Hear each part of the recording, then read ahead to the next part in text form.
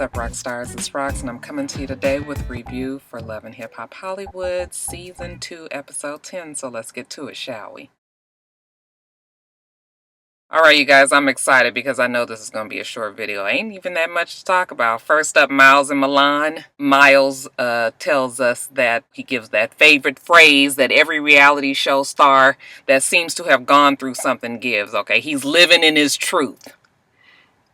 No, I can't stand me a deep motherfucker. But anyway, he says that now that he's told everybody, just like Milan wanted him to do, he's hoping that Milan realizes that he did all that for him. And I guess he can breathe a sigh of relief that it's all done. The only problem is now Milan ain't talking to him. Milan is still pissed at him for lying about whatever happened when he was supposedly over at Amber and her hair's house. So he gives it one more stab, you guys. He invites Milan out to the beach. Pacific Palisades, y'all. My old high school. Go Dolphins. Milan comes out there and Miles is simping. He's sorry, you know, but he wishes that Milan would realize how difficult it was for him. And Milan is trying to tell him that he didn't have to go through all that by himself. You know, if he wouldn't have been trying to cut him off from everything, then, you know, he could have been there and he could have helped him through it. How did it all go with the family? Miles said, we all had a good cry and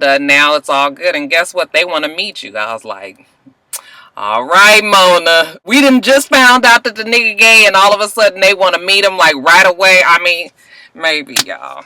I just would imagine that it would take some time for us to be getting to meet the new love, but maybe not, y'all. Milan is happy about that. He's, really? They want to meet me? I can't wait to meet them. So you guys can already tell that the damn season is winding down because now everything nobody even cares about. They're back on track. They back in love with each other. They give each other a kiss to seal the deal. All right, Miles and Milan, as of now, they're on. Don't get too comfortable with that thought, though. I, for the life of me, don't understand why Omarion and April are on the show. But like I said, he is the biggest name on the show. So I suppose this is the reason why. So they come up with some shit, go down to Big Boy's.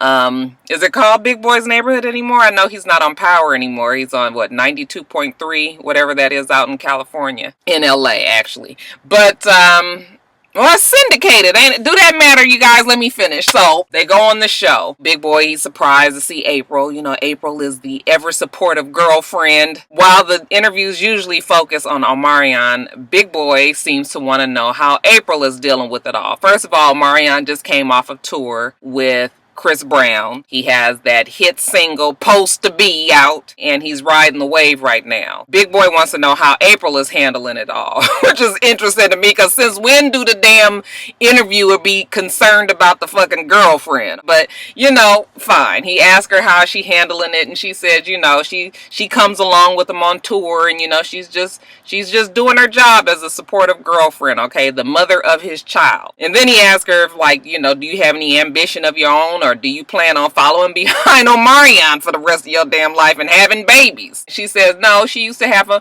music career when she met him. She put that on the back burner for him because he needed her to be the supportive girlfriend. Of course, she got pregnant and now she's pregnant again. So she's dug herself a hole, okay, that she's in right now, so to speak, where, you know, she's getting busier and busier and that music career looking real far off. I guess the interview with Big Boy gave her some perspective, and when they got into the car, she just wanted to make it clear with Omarion that you know, she's not doing all of this for him and he wouldn't do the same for her. What did you guys think about that conversation? Because I was just like, now is a nigga getting kind of turned up when she's just trying to say, like, I'm doing all this for you, I've sacrificed a lot for you, I've sacrificed for so many people in the past and it hasn't served me well, so I just want to make sure that while I'm running around the world with you and having all these damn babies, even though she didn't say that, I was just like, yeah, even though you having all these damn babies,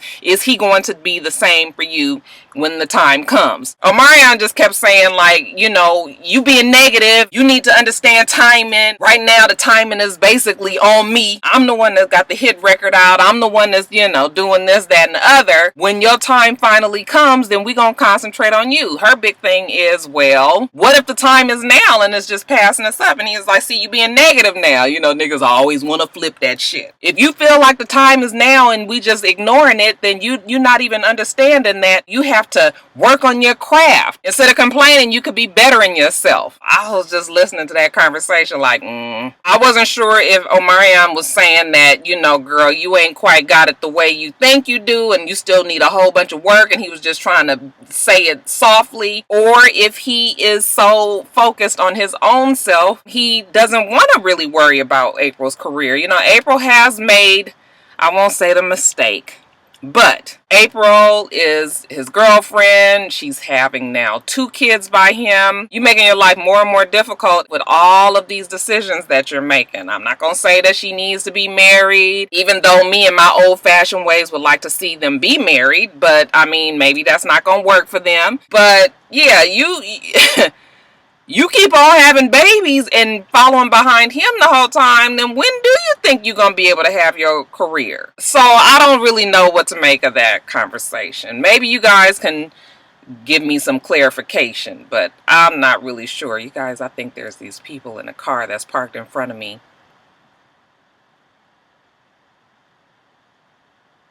A guy and a girl. They got the seats back, and all I keep seeing is hands going all over the place. I'm like, what's going on here, you guys? But anyway, yeah, you guys tell me what you think about Omarion and April. Do you think he's giving her the brush off, or do you think she's not ready?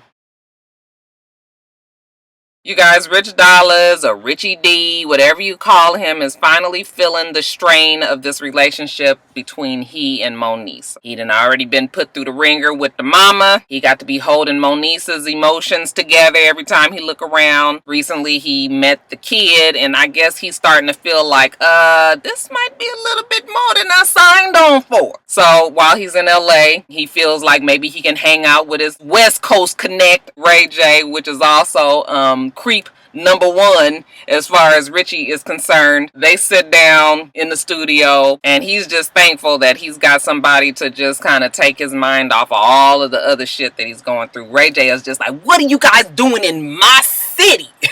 Willie is from Chicago. Richie is from New Jersey, I guess. Richie is just like, well, you know, I'm trying to figure out this whole thing with my girl. And, you know, Ray J is just like, oh, that's right, you seeing Moniece. Yeah, you can't hang out with me. That bitch is crazy. I remember when my sister was trying to sign her up to a group, and yeah, she is quite a bit of a handful. I hope you know what you're getting into.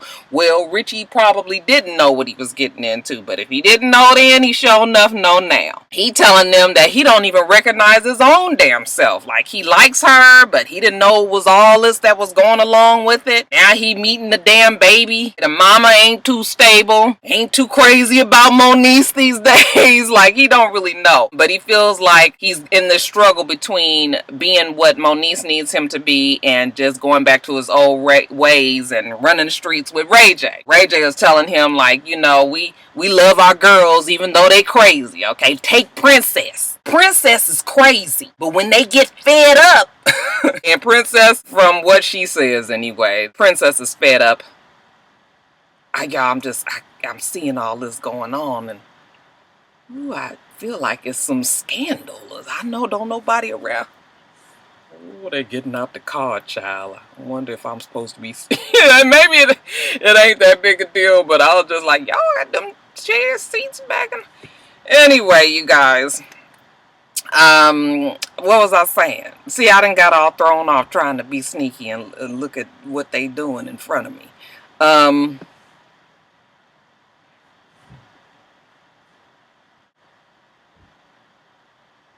we can already see the writing on the wall. Richie ain't gonna hang around too much longer, which we already know they not together. So now you seeing the build up as to why. Now, Monique sits down with Fizz and she tells us that, you know, now that Fizz sees all the shit that she was going through with her mother, their relationship is much better and she sees her child all the time now. I was just like, now, what the fuck does one have to do with the other? What does Fizz seeing what you go through with your mama got to do with you seeing your damn baby? See, that's what I'm saying about Monique. Bitch is crazy. Like I told y'all last week, we ain't buying this shit no more. You know, Fizz, he just relieved that somebody is fucking helping. He ain't trying to rock the boat. If he got to sip this Kool-Aid, then fine. Okay, so he tells her, you know, he's glad that she finally, you know, doing what she needs to do. And he heard that she's seeing Richie Dollaz and he knows about the shit that Richie Dollaz done did. So maybe it's time for him to meet him, because if Richie gonna be around little Cameron, we need to have a discussion. So I mean,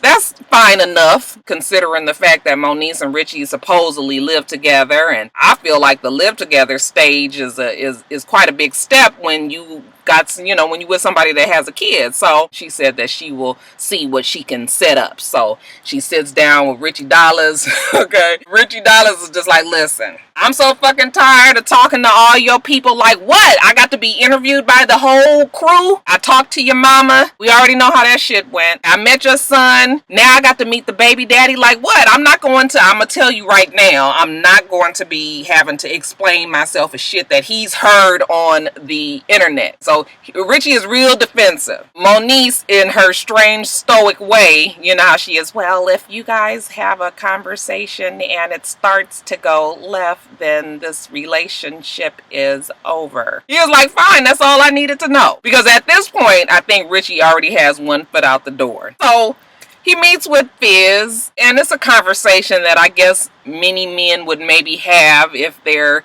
you know, talking about blending families, or the man being around the baby mama and the kid, you know. Basically, Fizz was just like, I just want to kind of know where this relationship is going. I thought it was quite ironic, though, that Fizz is all over Richie about who, you know, what his intentions are. But, you know, Fizz could date everybody. I mean, well, you know, Nikki's not around the kid probably, but last season when he was with old girl, you guys saw how that turned out. That was a fucking disaster. But I guess the intentions are pure. You know what they say about the road to hell, those is paved with good intentions. But he just asked him, like, what are you guys planning on doing? Is this relationship going anywhere? You know, I've heard things. Richie was just like, yeah, but what you've heard is not really who I am. We just trying to work this relationship out right now. You know, I met little man. He seemed to be a cool enough kid. While he's with me, I'm gonna make sure he's okay. And Fizz was just like, and you're not gonna discipline him? He's like, no, I'm not trying to discipline him. I'm not trying to be his daddy. Trust me. Richie ain't trying to be his own kid's daddy. He's like, I'm uncle. Okay, when we're around each other, I'm gonna make sure that he's safe. I'm not trying to touch him, discipline him, whoop him. That's you, that's Monique, that's it. Okay, so you ain't got to worry about me trying to overstep my boundaries like that. So it was a cool enough conversation. It's so funny. We always tease Fizz talking about how worn down and old he looked. And I was like, that damn Fizz looked like a fucking baby when you put him up next to Richie Dollaz. Damn, Richie Dollaz look old. Like, are we sure he's 38, 39? Isn't that what they said he was? I'm thinking Richie is closer to 45, 46 somewhere, because, oh, if he's not, he sure did look old next to him. He almost looked like his damn daddy, didn't he, y'all? But whatever. The conversation went well. That seemed to help Richie, because, like I said, he looked like he about through with Monique and all this mess that she putting his ass through. So maybe Brother Man won't hit the skids just yet, okay? But I know it's coming.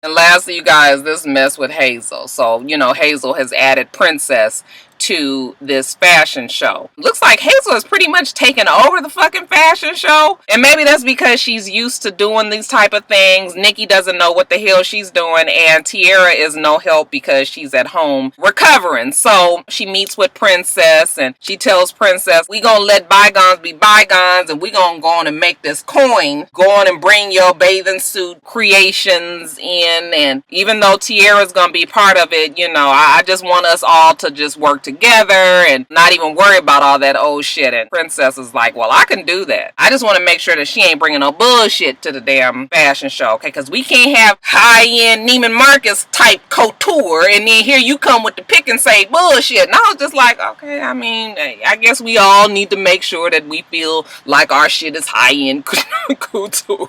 I heard that she has an actual fashion line, that she's actually a pretty talented designer. Good for her. So, you know, we ain't throwing no shade because you motherfuckers will get down there and be like, she's already a designer and such as, you know, I'll do fine. So she's concerned that Tiara's not going to be up to par. Hazel is like, don't worry about it. She going to be what she need to be. We already know that Hazel has a different idea at play. Now, since the show was here, like I said, Hazel done totally took over. Not only has she added Princess to it, she's also added Milan. Okay, she said that they needed eye candy. And I guess Milan has an underwear line. So we got bathing suits, underwear, lingerie, and fucking blazers. Now, what the hell is we doing here? We could have completely put Tiara out, which, you know, we find out that that was probably Hazel's plan altogether. So they're trying to get everything together. Princess is there with her models. Nikki is there. Here comes Tiara. She's all gussied up and she's ready. Okay, she got her fucking patterns. Bitch, do you know that the damn show is gonna be in a couple of days and here you come with this mess? The fuck you mean you got patterns? Anybody wanna see no fucking patterns? This is supposed to be like a little dry run of what we gonna do. You coming up in here.